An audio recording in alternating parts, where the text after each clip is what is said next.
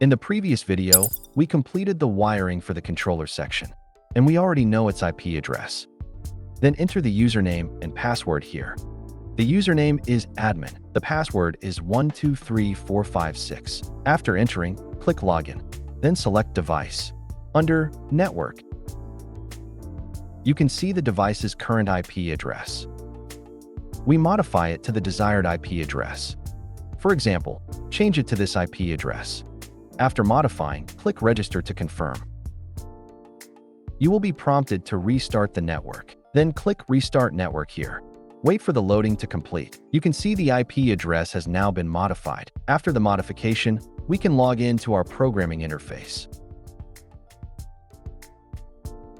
Enter this URL to access our AIOSYS software. For first-time use, we need to register an account. Click Register here. Or, if you already have an account, you can log in directly. After logging in, you will see this interface. This is the AIOSYS programming interface. Here, you can find different standards. For this demonstration, we will mainly use the IEC 61499 standard for presentation. There is a user manual here. You can switch the language here that we can switch to English. Here is a more detailed documentation style manual. You can check it here if needed. Let's return to our programming interface. Click on IEC 61499. Here you can see that I have already created some projects. Projects here can be exported, and local projects can also be imported. Let's create a new project for demonstration. This is the new project I created. Click on it. This takes us into the programming interface. We will first select a hardware configuration, which is the system configuration. Add our controller here, .DU03L. For the first login, this device might not be listed here, so we need to install it from the device management library. Import here. We need to import an XML file for the DU03L.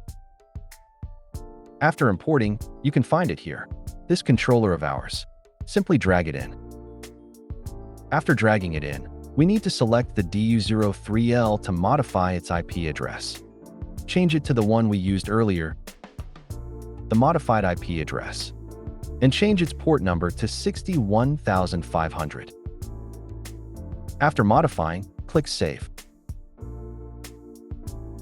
For first-time use, right-click and go to Settings in the browser to allow insecure content to be displayed. Search for Insecure in the settings.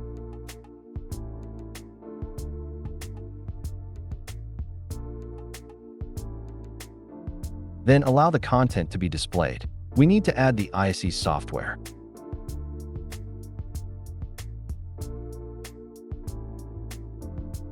After clicking Add, return to our programming page. Refresh the page. Now, right-click and select Login. You can see our device has successfully logged in. Next, we can start our programming and debugging.